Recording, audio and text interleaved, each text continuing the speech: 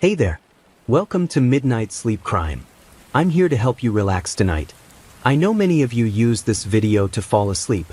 So, before you get cozy, don't forget to like the video and subscribe to the channel. Also, let me know where you're watching from and what time it is there. I'd love to hear from you. Story 1. In 1998, a 15-year-old girl named Hannah Pierce left her small-town high school in rural Maine and vanished during the short walk home. Her backpack was found in a drainage ditch, her shoes neatly placed beside it, but Hannah herself was gone. What followed was a decades-long mystery involving missing diaries, a teacher with secrets, and a series of anonymous letters that arrived every year on the anniversary of her disappearance. On the afternoon of October 6, 1998, the town of Millhaven, Maine, seemed to move at its usual slow pace. The maples along Parker Street were just beginning to turn into fiery shades of red and gold. The air had that sharp crispness of autumn, and for most people, the day passed without incident. But for one girl, 15-year-old Hannah Pierce, it would become the last day anyone saw her alive. Hannah wasn't extraordinary in the way small towns usually defined it. She wasn't a star athlete or a straight-A student. She wasn't the popular cheerleader type, nor the reclusive loner who drew suspicion. She was, in many ways, the girl most people didn't notice until she was gone. Quiet, soft-spoken, always polite. She blended into the hallways of Millhaven High School, just another face in a sea of plaid jackets and worn-out sneakers. Yet the details of her final walk home, the choices she made, the route she took, and the unsettling clues she left behind would haunt the town for decades. A normal day. That Tuesday began unremarkably. Hannah woke up in the two-bedroom house she shared with her mother, Karen Pierce, and her younger brother, Eli, who was 10. Karen worked nights as a nurse at the local hospital, and by morning she was often exhausted. Hannah had developed a quiet sense of independence, handling her own routine, often even making Eli's breakfast before school. Classmates remembered Hannah as looking a little distracted that morning. She wore her usual light blue jacket, the one her aunt had given her for Christmas, and carried her worn canvas backpack decorated with doodles she'd drawn in permanent marker. Her friend Megan Clark sat with her at lunch that day and later told police that Hannah seemed off. She was quieter than normal, Megan recalled in her interview. She just kept staring out the cafeteria window. I asked if she was okay, and she said she didn't sleep well. That was it. It wasn't a red flag at the time. Teenagers had moods. Friends didn't overanalyze them. By 2:45 p.m., the final bell rang, and students spilled into the hallways. Hannah slung her backpack over her shoulder and began her familiar 15-minute walk home. Millhaven was the kind of place where parents didn't worry about their children walking alone. The town was small, the community tight-knit, and violent crime was almost unheard of. Hannah's house was only about a mile from the school. She usually cut across Parker Street, past the old Baptist church, and took a shortcut through Harper's Field, a wide grassy lot bordered by woods. That field was both loved and feared by local kids. In the daytime, it was a place for pickup soccer games and sledding in winter. But once the sun dipped, the dense tree line that bordered it gave off an eerie feeling. Whispers of "don't go in there" lingered among younger kids, fueled by ghost stories and the occasional teenage dare. Still, for Hannah, it was the fastest way home. Several classmates saw her leave the school grounds. A group of older boys recalled her walking alone down Parker Street, her backpack hanging low. One of them said she waved briefly when Megan called out goodbye. The last confirmed sighting of Hannah came from Mr. Thomas Laird, a retired postman who lived near the corner of Parker and Willow. He told investigators he saw Hannah crossing by the church around 3:10 p.m. She nodded politely when he waved, then continued toward Harper's Field. After that, Hannah Pierce seemed to simply vanish. At 5:47 p.m., a call came into the Millhaven Police Department from a jogger named Kelly Grant. She had been running along the edge of Harper's Field when she noticed something strange in the drainage ditch that ran parallel to the road. It was Hannah's backpack. Inside were her school books, a binder with homework assignments, and a half-eaten apple in a plastic bag. Everything appeared untouched, as though it had been gently placed there rather than tossed. But what disturbed investigators even more were the items lying just a few feet away, Hannah's shoes. A pair of worn white sneakers with blue stripes, set neatly side by side in the grass. That detail baffled everyone. Why would a teenage girl voluntarily remove her shoes in the middle of her walk home? Why leave them in such an orderly manner? Theories ranged from Hannah being lured into a car to something far darker, but no explanation fully fit the scene. The first hours. When Hannah didn't arrive home by 4:30 p.m., her younger brother Eli grew worried. Their mother, Karen, had just woken from a post-shift nap and assumed Hannah had gone to Megan's. She called Megan's house, only to learn Hannah had never shown up there. By 6:15 p.m., Karen Pierce was on the phone with police, her voice trembling. "My daughter didn't come home from school. She always comes straight home. This isn't like her." Within the hour, local officers were canvassing Harper's Field. Flashlights cut through the dusk as searchers spread out in lines, calling Hannah's name into the growing dark. Dogs were brought in but picked up only a faint trail that ended abruptly near the dish. By nightfall, the small town was buzzing. Parents called one another, neighbors checked sheds and garages, and rumors began to swirl. Some whispered about strangers seen in town that week. Others remembered old stories about the woods at the edge of the field, tales of voices at night, and shadows moving. For Karen Pierce, none of those explanations mattered. All she knew was that her daughter hadn't come home, and her shoes were lying in the grass like an unspoken message. The teacher. Among those questioned early was Mr. David Mercer, a 34-year-old English teacher at Mill Haven High. Mercer had taught Hannah's freshman literature class and was known for being charismatic, if somewhat intense. According to Megan Clark, Hannah had recently confided that she didn't like the way Mr. Mercer looked at her. At the time, Megan had brushed it off as typical teenage complaints about a strict teacher. But after Hannah disappeared, that comment resurfaced with chilling weight. Police interviewed Mercer on October 7th. He claimed he had stayed late grading papers and left school only around 4:30 p.m. No one could verify his exact whereabouts between the end of classes and then. When asked if he had spoken to Hannah that day, Mercer hesitated before admitting that he had stopped her in the hallway to remind her about an overdue essay. He described the encounter as brief, nothing out of the ordinary. Though there was no evidence linking him directly to the disappearance, Mercer's vague answers and the way he nervously tugged at his collar during questioning made investigators uneasy. The first night search. By midnight, Harper's Field had become a sea of headlights, flashlights, and anxious voices. Dozens of volunteers combed through the grass, the drainage ditch, and even the wooded border. They found no signs of a struggle, no torn clothing, no blood. Just silence, broken only by the crunch of boots and the occasional call of Hannah's name. Some searchers claimed they heard something strange in the woods that night, faint crying, or perhaps just the wind moving through the branches. Others reported the unsettling feeling of being watched.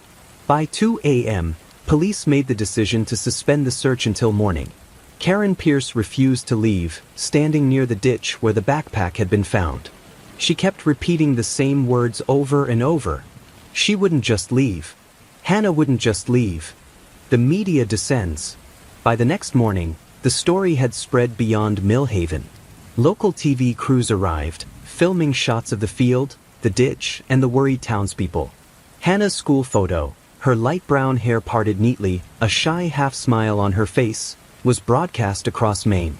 The case touched a nerve. Small towns prided themselves on safety, on knowing everyone, on locking their doors only out of habit rather than necessity. If a girl could vanish in Mill Haven, it could happen anywhere. Reporters pressed police for leads. Was this an abduction? Had Hannah run away? Did the neatly placed shoes suggest a staged scene? Authorities urged patience, but behind closed doors, the tone was grim. Detective Alan Brooks, assigned to lead the case, confided to a colleague that something about the scene felt too deliberate. "It looks like someone wanted us to see those shoes," he said quietly. "Like they were leaving us a message." The town on edge. In the days following Hannah's disappearance, Mill Haven shifted from anxious to fearful. Parents no longer allowed their children to walk alone. The school instituted stricter dismissal procedures. Neighborhood watch groups patrolled at night. Rumors intensified. Some swore they had seen a blue pickup truck parked near the field that afternoon. Others whispered about a drifter who had been spotted in town weeks before. And then there were the darker theories, the ones that pointed fingers inward, toward people everyone thought they knew. Hannah's classmates began to recall small details, things that seemed meaningless before but sinister now. Megan remembered Hannah once saying she sometimes felt like she was being followed on her way home. Another student claimed Hannah had started carrying a small notebook with her, writing in it during lunch, but no one had seen it since she disappeared. That notebook would become central to the case later, but at this early stage, it was just another fragment of a puzzle no one could solve. By the end of that first week, despite search parties, interviews, and even divers sent into the nearby river, no trace of Hannah had been found. The image of her shoes in the grass lingered like a scar. Her mother clung to the hope that Hannah was alive, somewhere, waiting to be found. But in Millhaven, people began locking their doors, glancing over their shoulders, and whispering Hannah's name like a ghost story already forming. What no one knew yet was that Hannah's disappearance would not be a single tragedy, but the beginning of a chain of events that would unravel secrets the town had buried for years. And before long, the mystery would grow darker. Letters would arrive, another girl would vanish, and a community that thought it was safe would learn just how much danger had been hiding in plain sight. Because Hannah Pierce's walk home wasn't just the end of her day. It was the end of Millhaven's innocence. The last confirmed sighting of Emily Carter was the kind of ordinary moment that, in hindsight, becomes agonizing. On Friday, November 13, 2009, the 15-year-old left the school library at 4:37 p.m., her dark blue hoodie zipped against the cold drizzle.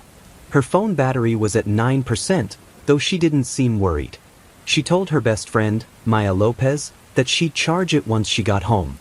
She waved, laughed at something Maya said, and walked toward the side gate that led to the shortcut path she always took. She was expected home by 5:15 p.m., Her mother had made spaghetti and garlic bread, Emily's favorite. But 5:15 came and went. By 6 o'clock, dinner sat untouched on the table. By 6:45, her mother, Rachel Carter, was calling Maya, the school, and anyone she could think of. By 7 o'clock, Rachel was on the phone with the police. That's how quickly ordinary time stopped. The first few hours. At first, the responding officer told Rachel it was probably nothing. Teenagers, he explained, often ran late or stopped at a friend's house. Maybe she forgot to call. Maybe she turned her phone off. But Rachel knew her daughter. Emily wasn't the kind of girl who wandered without notice. She had routines. She had a curfew. And she was the kind of kid who, even when she broke a rule, left a note about it. By 8:30 p.m., Rachel was pacing the living room, her hands trembling, dialing Emily's phone again and again. Each time, the call went straight to voicemail. "Hi, it's Emily. Leave a message." By 9 o'clock, Rachel was driving up and down the streets between the school and their home, her headlights sweeping over rain-slick pavement, hoping to spot that blue hoodie. By 10 o'clock, 2 squad cars were canvassing the area. The shortcut path. The path Emily had taken countless times before was less than half a mile. Locals called it Willow Creek Path, though there was no creek, just a narrow stretch of cracked pavement that cut through a row of vacant lots and a chain of abandoned buildings. In the late afternoon, it wasn't considered particularly unsafe. Teenagers used it all the time. But at night, it turned into something different. Shadowed, silent, with the hum of distant traffic muffled by the walls of derelict houses. When police first walked the path that night, they didn't see anything obvious. No torn clothing. No dropped bag. No signs of a struggle. But there was something strange. A single white sneaker, soaked from the rain, resting just off the pavement in the weeds. Rachel identified it immediately. It was Emily's. Building a timeline.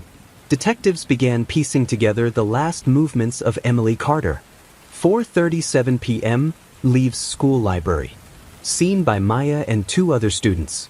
4:42 p.m., surveillance camera from a corner store shows Emily walking past, hood up, holding her phone in her left hand. 4:49 p.m., elderly neighbor Mrs. Dalton sees her on Willow Creek Path, about halfway home. She waves, but Emily doesn't seem to notice. 4:51 p.m., Emily's phone pings a cell tower less than 200 yards from where the path exits onto Maplewood Street. This is the last activity recorded on her phone before it dies. And then, nothing. The community joins in. By Saturday morning, the search had swelled.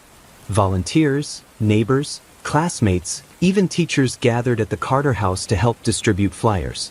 A photo of Emily, smiling at last year's fall carnival, freckles showing under the sunlight, was plastered across telephone poles, bus stops, and shop windows. The town of Rosefield wasn't used to this kind of fear. Parents who usually let their kids walk freely to the park now drove them everywhere. People kept porch lights on all night. The empty houses along Willow Creek Path became places of whispered suspicion. Reporters arrived by Sunday, their cameras rolling as they asked Rachel how she was holding up. She tried to speak, but her voice broke. "My daughter doesn't just disappear," she said, clutching Emily's school photo to her chest. Theories begin. Within 72 hours, detectives were weighing possibilities. Runaway? Could Emily have left willingly? Some investigators leaned on this theory early on. But her close friends insisted she had no reason to. No fights at home. No secret boyfriend. No money missing from her room. Abduction by a stranger. The shortcut path, isolated and poorly lit, was the perfect opportunity for someone to grab her. But why leave no trace other than a single shoe? Someone she knew. Detectives quietly considered whether someone in Emily's circle might have lured her. These cases often pointed closer to home than strangers. The white car. One of the first breaks came from a man named Paul Henderson, who lived on Maplewood Street, where the path emptied out. He told police that around 5 p.m., he saw a white four-door sedan idling near the mouth of the path. He couldn't make out the driver, only that the engine was running and the headlights were off. When asked if he saw Emily, he hesitated. I thought I saw a figure. Maybe a girl. But it was quick. And then the car pulled away. His account was frustratingly vague. Still, detectives began combing through traffic cameras, hoping to catch a glimpse of that white sedan. Rachel's desperation. Rachel Carter barely slept in those first days. She sat in Emily's room, inhaling the faint scent of her daughter's strawberry shampoo on the pillow, staring at the rows of books on the shelves. Every time the phone rang, her heart leapt. She held press conferences. She begged whoever might have her daughter to bring her home. She replayed every memory of that Friday, wondering if she missed something, some sign Emily had been hiding. But there was nothing. Just the unbearable silence of an empty room. A shift in the case. By the end of the first week, the investigation had expanded. Search dogs were brought to Willow Creek Path. At one point, they alerted near an abandoned house that had once been a small repair shop. Inside, police found broken bottles, old mattresses, and graffiti, but no Emily. Still, one chilling detail lingered. According to a volunteer, the dogs reacted strongest near the basement door. Detectives made a note, though officially they said nothing was found. It was around this time that Maya, Emily's best friend, admitted something she hadn't told police before. Emily was worried about someone, Maya whispered. She didn't say who. Just that she felt like she was being followed. She told me that last week. When detectives pressed her, Maya said Emily thought she'd seen the same white car near the school a few times. She had laughed it off as paranoia, but now, it seemed impossible to ignore. The candlelight vigil. On the 2-week mark, the town gathered outside the school. Hundreds of candles flickered against the November wind. Teachers wept openly. Friends held hands and released blue balloons into the sky, Emily's favorite color. Rachel spoke only 2 sentences. "My daughter is out there. Please don't stop looking." Her voice cracked so deeply it haunted everyone who heard it. A lead that changes everything. Just days later, police reviewed surveillance footage from a gas station less than a mile from Willow Creek Path. At 5:08 p.m., 17 minutes after Emily was last seen, a white sedan pulled into the lot. The driver wore a baseball cap pulled low, face partially obscured. But what made investigators' stomachs drop was the shape in the passenger seat. A small figure, hood pulled up, head leaning against the window. The timestamp was unmistakable. It was minutes after Emily vanished. And just like that, The case shifted from a missing person investigation into a suspected abduction. The disappearance of Emily Carter was no longer a mystery of where did she go, but who took her and why? The town of Rosefield would never be the same again.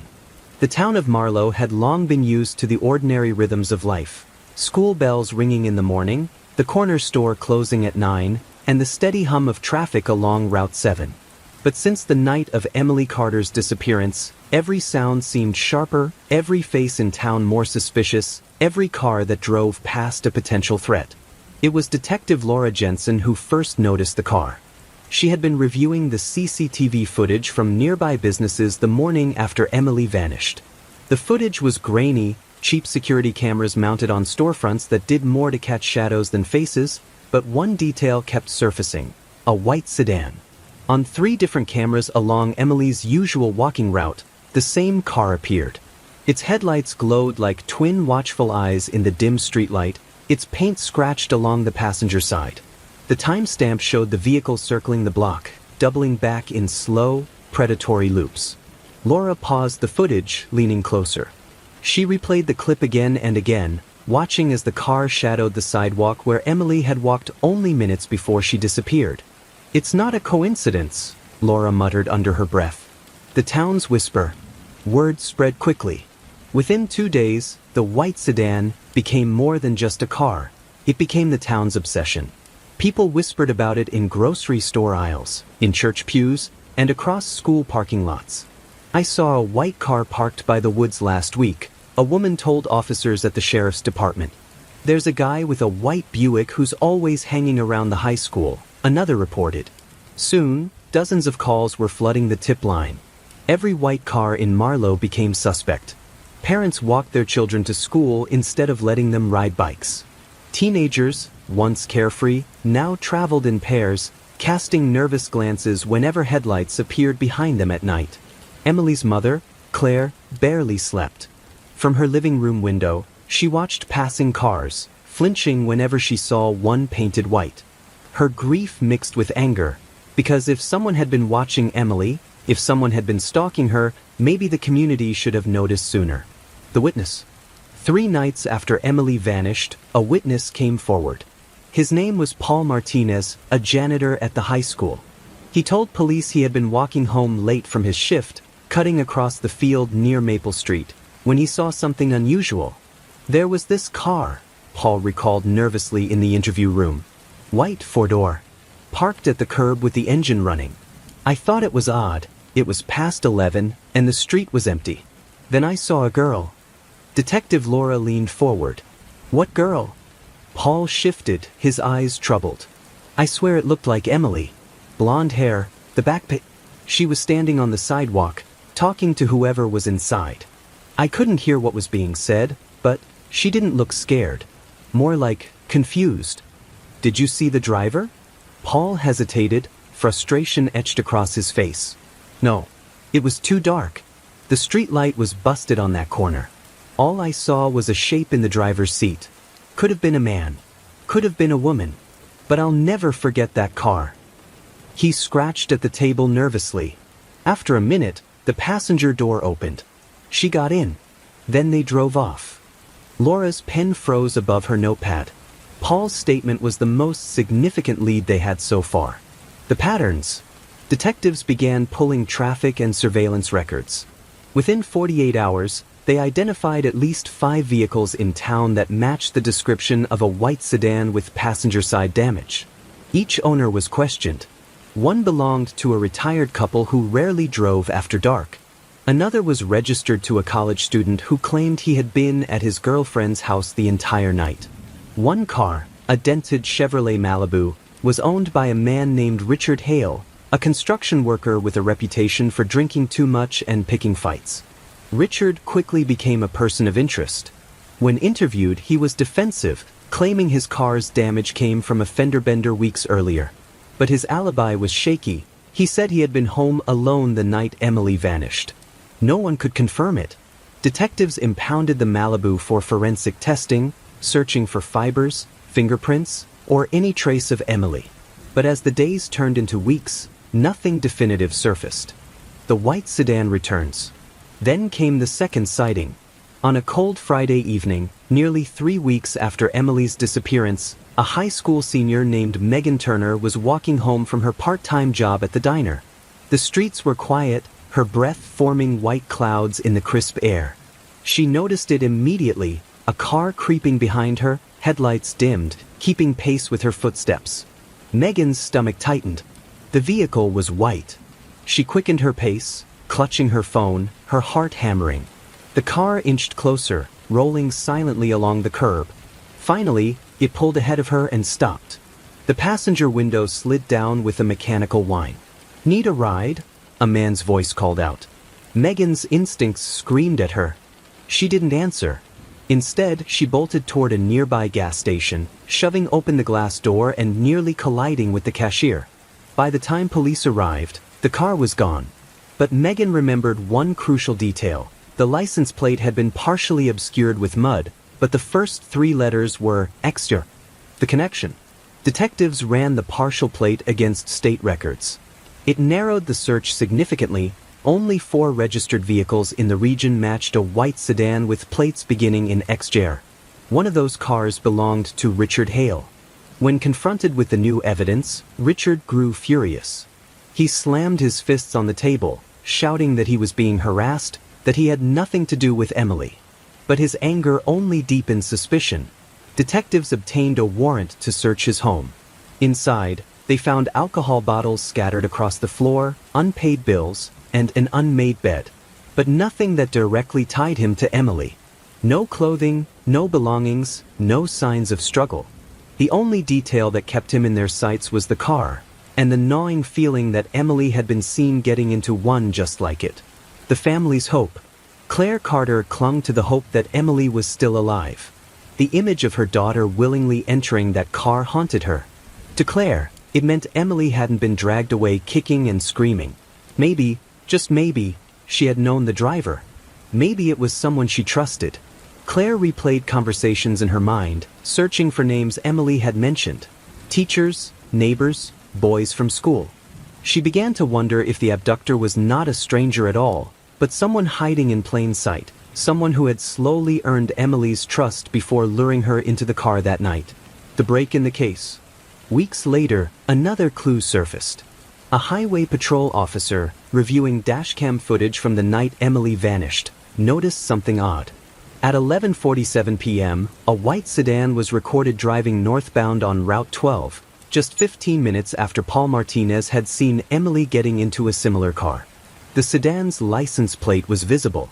It wasn't Richard Hale's. It belonged to a different man entirely. A man who lived just outside of Marlow. A man with no prior record. A man whose name had not come up once in the investigation. His name was Daniel Whitaker. The moment Detective Laura saw the name, a chill ran down her spine. Because Daniel wasn't just anyone. He was a quiet man who lived alone, who worked odd hours, and who, according to town gossip, had been seen driving near the high school more than once. And suddenly, all eyes turned to him. Because if Emily really had gotten into the car willingly, maybe she had recognized Daniel. And maybe that was exactly why she never came home. The neighborhood of Briar Lane was quiet in a way that made your stomach twist. The rows of old houses, their paint peeling and fences sagging, looked like relics from another time. At night, the street lamps flickered with a tired, yellowish glow, as if even the electricity was reluctant to linger there. Locals didn't walk down Briar Lane if they could help it, not after dark, not since the whispers about the white sedan began to spread. Detective Marlowe had been on the force for 20 years, long enough to recognize the thin line between rumor and evidence. But something about Briar Lane, and about the house that stood at its end, was different. The night he first parked his cruiser at the curb, staring at the property in question, he couldn't help but feel a strange, pressing heaviness. It was a 2-story structure with faded blue shutters and a roof patched in uneven tiles. The lawn had gone wild with weeds, and the driveway was cracked, as though no car had rested there in decades. But the most unsettling thing was the window on the second floor. Its curtains were always drawn, but neighbors swore they sometimes saw a shadow move across them late at night. A tall, thin figure that didn't belong. The house had been linked to the case of Emily Carter, the 17-year-old who vanished without a trace after leaving her friend's birthday party. Witnesses had described seeing a white sedan tailing her on her walk home. Weeks later, a vehicle matching that description was spotted parked at the side of Briar Lane. By the time officers arrived, it was gone. Still, something tied this house to Emily. A knock at the door. Detective Marlowe approached cautiously, his flashlight beam cutting across the broken porch steps. He raised his fist and knocked on the door. The hollow sound echoed into the quiet night, unnaturally loud. No answer. He knocked again, this time harder. Still silence. He tried the doorknob, but Marlowe leaned down, examining the chipped paint around the knob, where faint scratches ran in uneven circles. Someone had picked this lock before. Recently. Detective Marlowe? A voice whispered behind him. He turned to see a woman in her 50s standing near the curb, clutching her coat around her shoulders. Her face was pale, her eyes darting nervously toward the house. "You shouldn't be here," she said. "And why is that?" Marlowe asked, stepping closer. "Because the last person who went in there never came out." Marlowe studied her carefully. Who was that? She hesitated. A boy from the neighborhood, dared by his friends to go inside. "We never saw him again.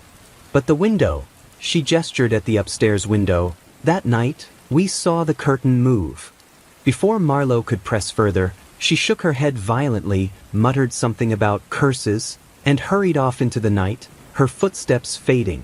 Inside the blue house, the detective radioed dispatch for backup, but no one was immediately available. Reluctantly, he decided to take a look on his own. He circled to the back and found a window half open, as though inviting him in. He slipped inside.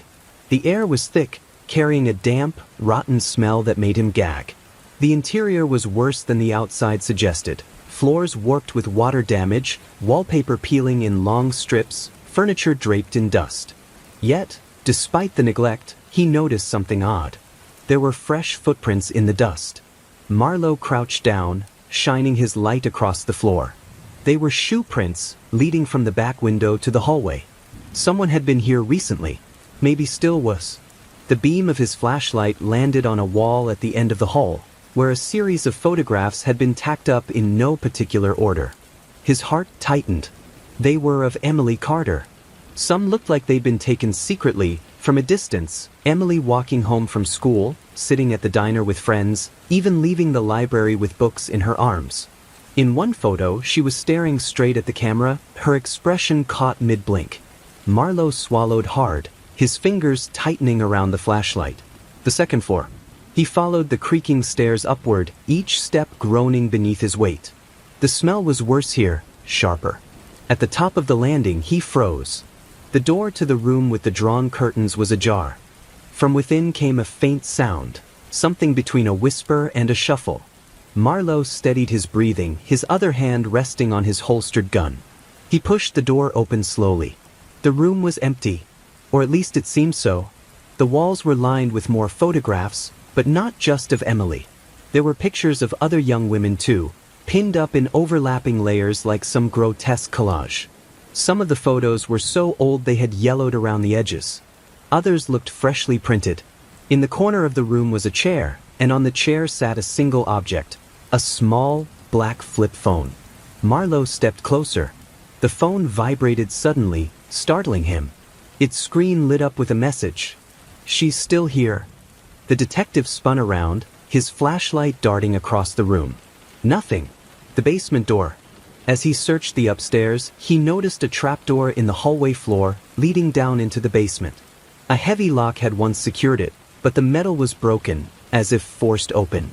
Every instinct in Marlowe's body told him not to go down there, but every bone in his duty said otherwise. He pried the door open, the hinges screaming. A cold draft rushed up from the darkness below. He descended. The basement smelled of rust and mold, the kind of damp air that clung to your lungs. His light flickered over the concrete floor, revealing markings scratched into the surface. Circles. Numbers. Strange symbols that didn't look like graffiti, they looked deliberate. Ritualistic. And then he saw the chair. It sat in the middle of the room, bolted to the floor.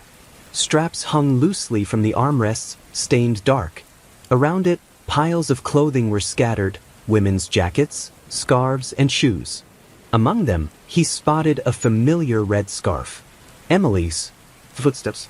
Marlowe's breath caught. He reached for his radio, but before he could speak into it, he heard it. Footsteps. Above him. Slow, deliberate, crossing the living room floor. He froze, holding his breath, his hand instinctively going to his weapon. The steps grew louder, heavier, pacing back and forth. Whoever it was hadn't left. They had been waiting. Then the sound stopped. For several minutes, there was silence. Marlowe strained his ears. Nothing. Finally, he climbed the stairs cautiously, gun drawn. The house was empty. Or at least, it looked empty. The front door was wide open now, swinging lightly on its hinges. Whoever had been there was gone. A chilling discovery. Backup finally arrived 20 minutes later, and Marlowe led them through the house. They documented everything. The photographs, the phone, the basement chair. But when they searched for the red scarf, it had vanished. So had the phone. All that remained was the chair and the scratched symbols. The neighbors gathered outside, whispering as officers moved in and out of the property. Some swore they had seen the curtain shift in the upstairs window again, though no one had entered that room.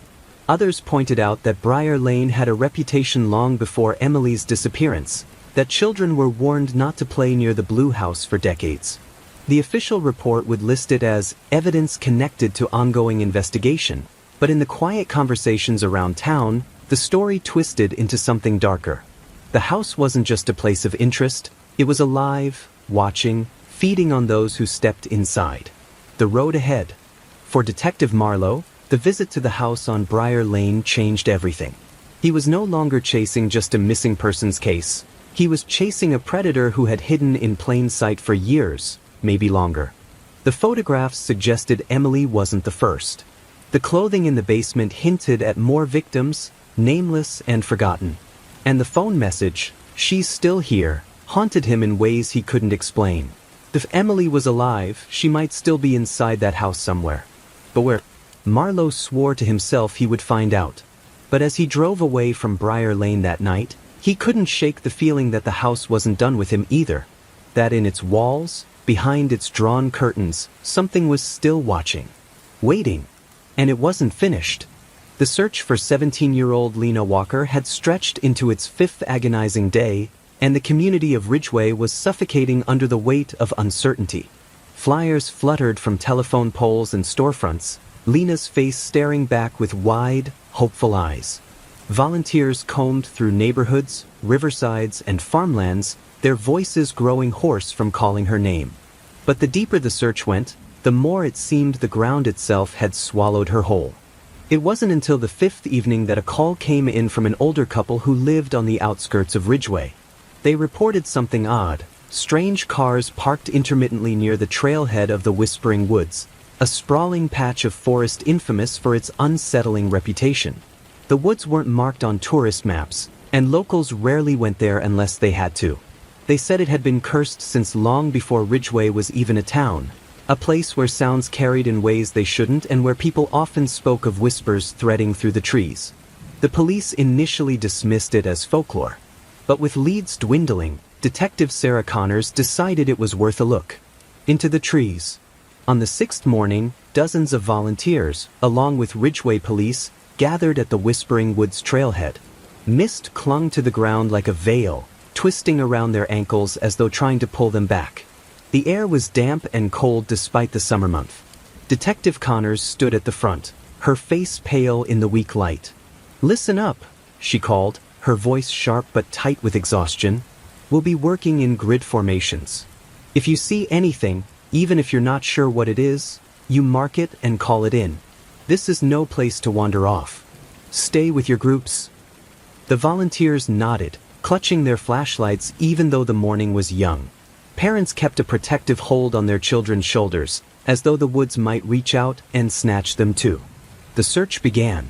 Whispers on the wind. It didn't take long before the unease set in. The Whispering Woods weren't like any other forest.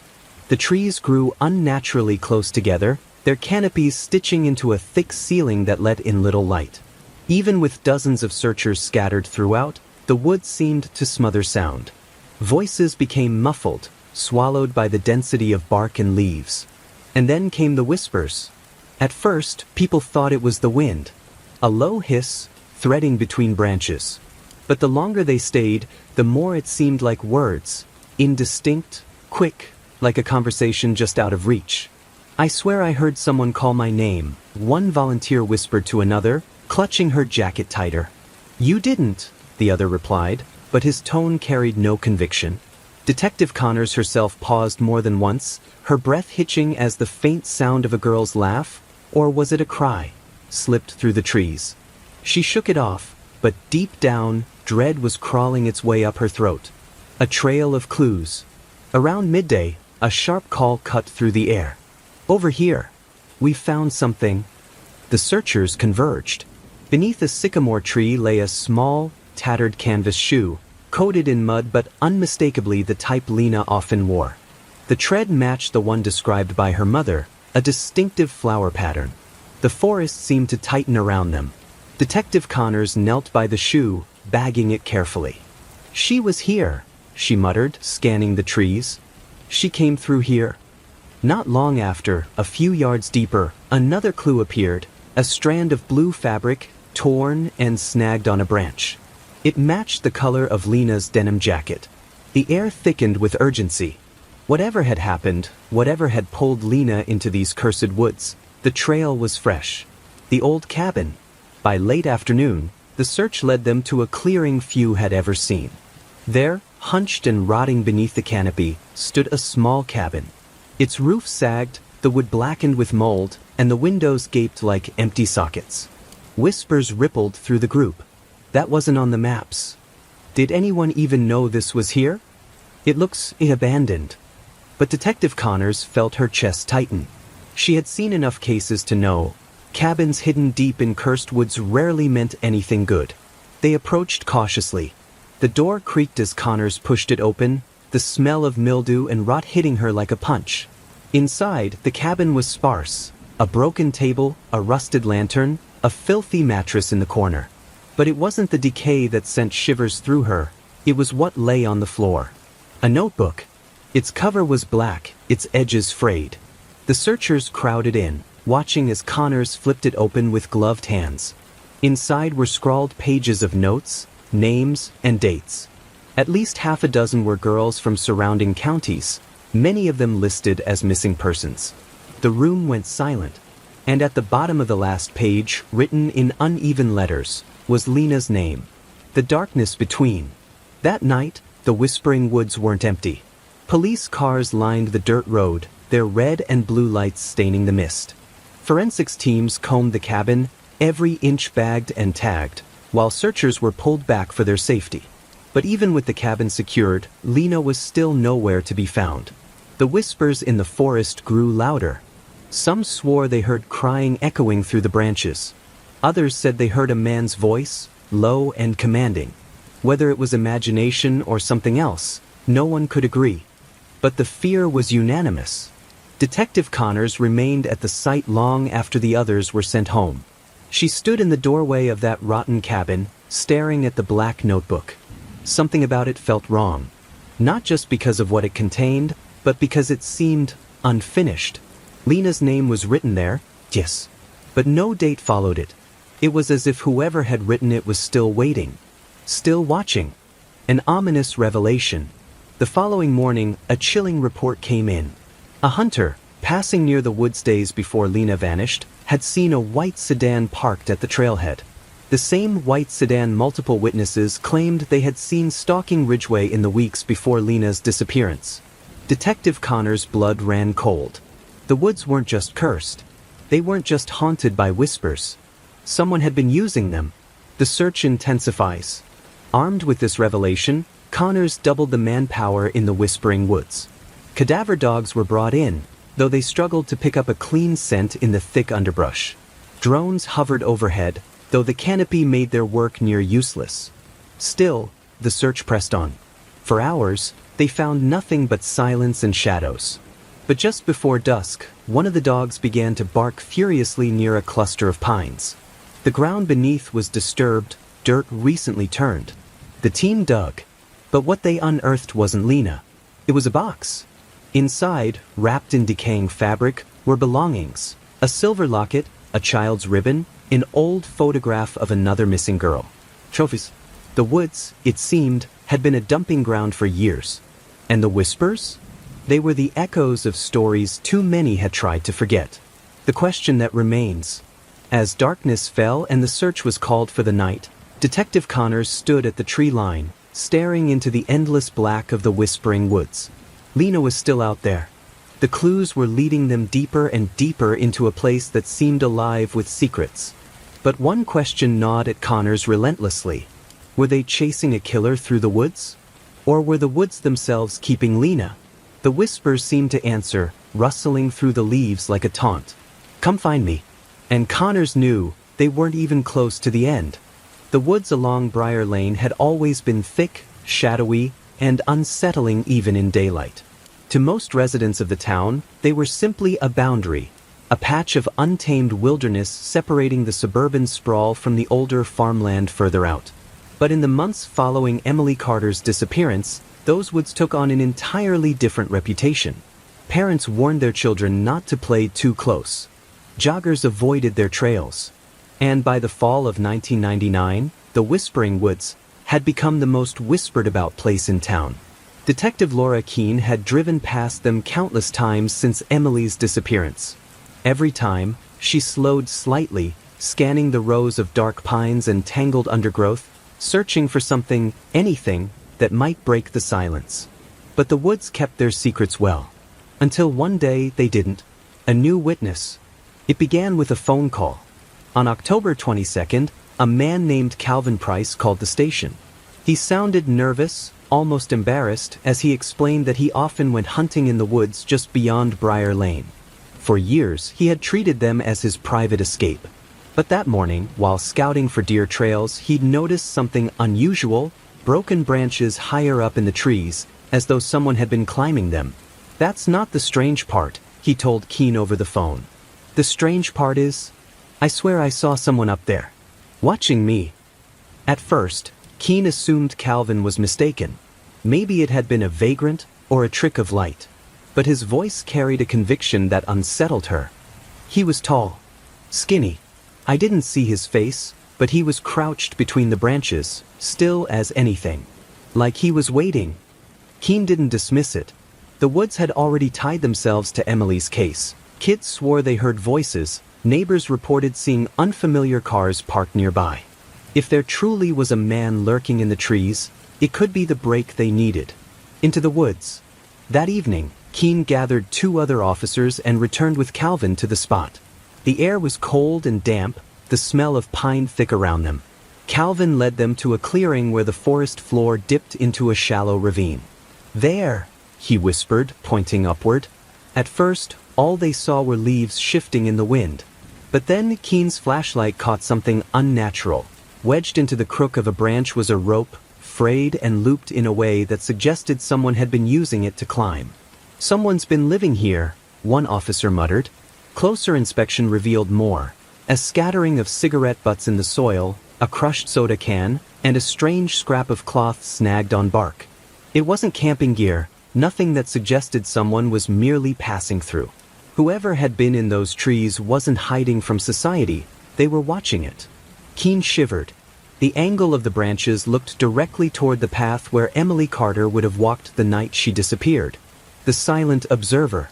Over the following week, surveillance teams were stationed in the woods.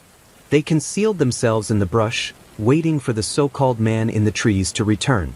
For nights, nothing happened. But then, on October 29th, Officer David Morales reported movement. I saw him, Morales later testified. He was there about 15 feet up, crouched like some kind of animal. He didn't move when I aimed my flashlight, but the light caught his eyes. They glowed back at me. And then, he was gone. Gone. The man had vanished so swiftly that Morales couldn't explain how he descended without making a sound. No footprints were left in the soft earth below. It was as if the trees had swallowed him. The newspapers loved the story.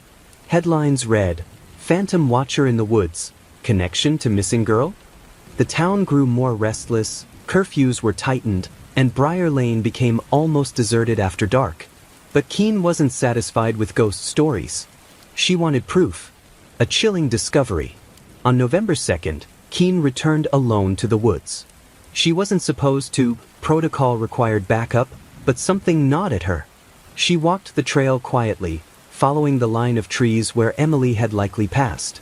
Her flashlight beam wavered across the bark, searching for signs. And then she saw it.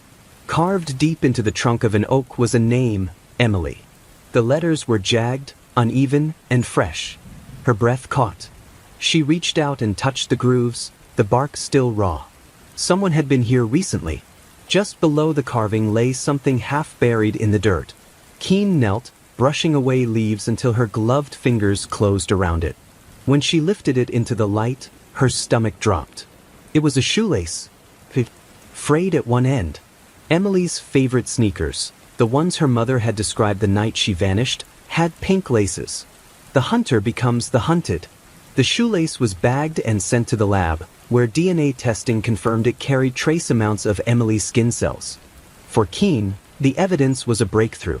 But it also carried a terrifying implication. Emily had been here. Not just passing through, but close enough to the man in the trees that some part of her clothing had been ripped away. The woods were no longer just a possibility, they were the crime scene. That night, Keen couldn't sleep. Every time she closed her eyes, she pictured Emily looking up in fear, a figure shifting silently among the branches above. If the man had taken Emily, where had he taken her next? Was she still alive when she entered those woods? The shadow of the trees. In the weeks that followed, sightings multiplied. Neighbors reported glimpsing a pale figure slipping between trees at dusk. A teenage couple swore they saw a man perched on a branch outside their car, watching. And one jogger, terrified, claimed she heard a whisper carried on the wind, "Don't look up." The town was suffocating under fear. And Keen knew, whether it was one man or a monster everyone had conjured out of grief, something was waiting in those woods. Something that had watched Emily Carter's final walk home. And whatever it wasn't done watching. The woods on the edge of Briar Lane had always been a place of whispered warnings. Children were told not to wander too far in, not because of any wild animals, but because the trees seemed to hold secrets. Branches swayed even when there was no wind. Shadows stretched longer than they should. And on certain nights, the woods seemed to breathe. On a gray morning in early November, Detective Claire Harlow walked through those very woods, her boots crunching over damp leaves. The air was thick with rot and the faint metallic tang of rain. She had been called out after a local jogger reported something strange along a narrow deer path that led into the darker part of the forest. It wasn't a body. Not this time. It was something smaller, almost ordinary, but as soon as she saw it, she felt her stomach twist. Lying among the leaves, covered in dirt and water stains, was a cassette tape recorder. Its plastic casing was cracked, one of the buttons jammed, as though it had been dropped, or perhaps thrown. Mud clung to the edges. The jogger, wide-eyed and pale, had sworn he didn't touch it. He only noticed the object because it glinted in the weak sunlight, silver against the brown forest floor. Claire crouched beside it, pulling on gloves. The woods were silent except for the occasional caw of a crow in the distance. She picked up the recorder, careful not to smudge potential prints. A strip of masking tape was affixed to the back, faded but still legible. On it, written in black marker, were the words, "Briar Lane, Tape 1. Her chest tightened. She remembered the rumors. Years ago, when Lily Carmichael vanished, there had been hushed talk of recordings. A neighbor had once mentioned hearing a man's voice at night, as if someone were dictating into a recorder, practicing something. But the police had dismissed it. No evidence had ever surfaced. Until now. Claire stood, holding the device as though it were something living. She glanced deeper into the woods. The trees seemed to watch. And she couldn't help but feel the tape had been left here deliberately, not lost, not forgotten, but planted. The first playback. Back at the station, the evidence team carefully cleaned the recorder, noting the wear and damage. Against all odds, the cassette inside remained intact. A small square label on the tape bore the same scrawled handwriting, Briar Lane, Tape 1. Claire sat in the dim audio room, a pair of headphones resting around her neck. Her partner, Detective Ramirez, leaned against the wall, arms crossed. "You sure you want to do this now?" he asked quietly. Claire's fingers hovered over the play button. "If this has anything to do with Lily, or the others, we can't wait." The room was silent. She pressed play. At first, static hissed through the speakers. Then, faintly, the sound of leaves crunching underfoot. Someone was walking.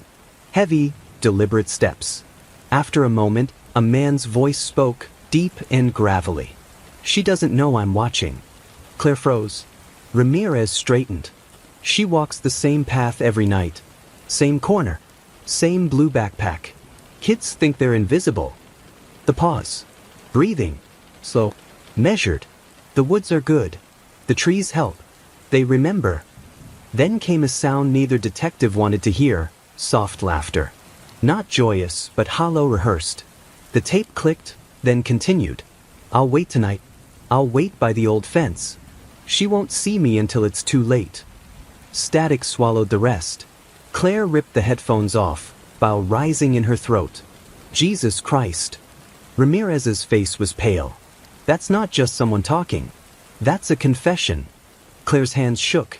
The date on the tape label suggested it had been made the week Lily disappeared. And if this was tape 1, how many more were out there? The woods give more. The next day, a search team combed the forest around Briar Lane. Officers moved in precise lines, orange tape marking their progress.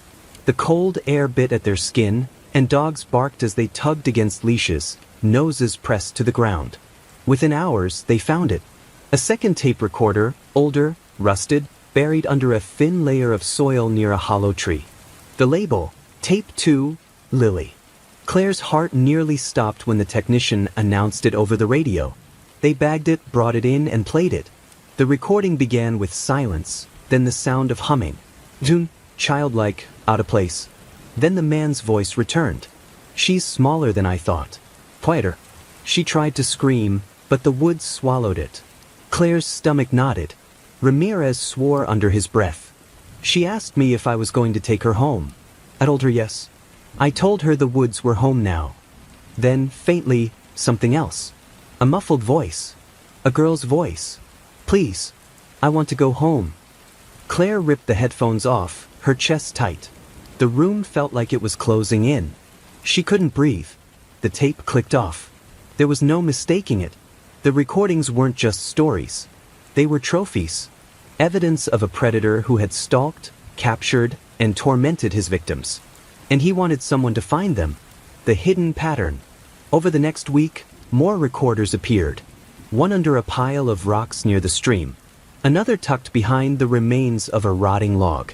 Each labeled, each containing a new chapter in the man's obsession. Tape 3, The Woods Know. Tape 4, The Silence of Briar Lane. The detectives listened, though every playback felt like a violation of the victims, of the town, of their own sanity. The voice grew more confident with each recording, more taunting. "They'll never find her here. I can hear them calling her name. Flashlights in the dark. But the trees, they hide everything. She cried for her mother. I told her the woods don't care about mothers." Claire sat at her desk long after midnight, the voices echoing in her mind.